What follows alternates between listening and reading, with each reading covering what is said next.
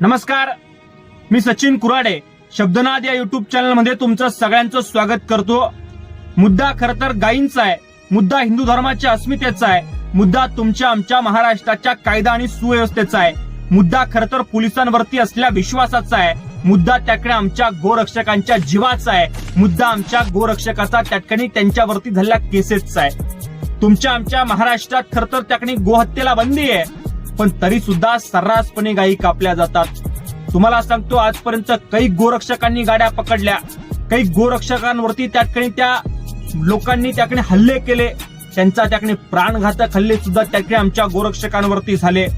म्हणजे तुम्हाला सांगतो, आता कालचीच घटना आहे। खरं तर एक नव्हे दोन नव्हे तर 5 ते 6 कंटेनर भरून त्याकडे गोमातेला घेऊन चाललं जात होतं, पण तरी सुद्धा त्याकडे पोलिसांना माहिती नव्हतं, पण आमच्या गोरक्षकांना माहिती होतं। आमचे गोरक्षक स्वतःच्या जीवाची बाजी लावतात। 120-150च्या स्पीडनं असणाऱ्या कंटेनर मधून काही गायींना त्याकडे सुखरूप सोडवतात। परंतु मला माझा प्रश्न असा आहे का, त्याकडे तुमच्या आमच्या देशात कायदा आणि सुव्यवस्थेसाठी खरं तर पोलीस रस्त्यावरती उभा राहतात, पोलिसांना सलाम जरूर आहे, परंतु पोलिसांनी जे स्वतःचे खिशे गरम करणं लावलं, स्वतः पैसे घेऊन त्याकडे गोमातेचं गोंश त्याकडे पार्सल होऊ देऊ लागलं, गाड्या पास करून दिल्या जाऊ लागल्या, तेव्हा कुठंतरी अशा पोलिसांवरती प्रश्नचिन्ह उभा राहतात।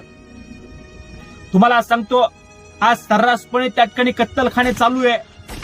या कत्तलखाने चालू राहण्यामागं कुणाचा हात आहे? किती पोलिसांना पैसे दिले जातात आणि कत्तलखाने चालू ठेवले जातात, याचा सुद्धा विचार करणं गरजेचं आहे।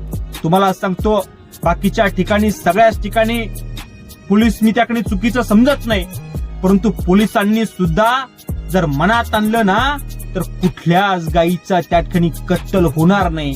परंतु हे सगळं आमच्या त्याठिकाणी गोरक्षकांना करावं लागतंय। आमचे गोरक्षक झगडतात, आमचे गोरक्षक त्याठिकाणी जवळपास जीवाची बाजी लावतात, आणि त्या भरधाव वेगाने जाणाऱ्या गाड्यांना रोखून खरं तर पोलिसांच्या त्याठिकाणी ताब्यात देतात।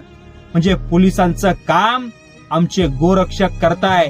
त्यांनी हजारो त्याठिकाणी गायींना वाचवण्याचं काम या संबंध महाराष्ट्रातल्या सगळ्या गोरक्षकांना त्याठिकाणी केलं।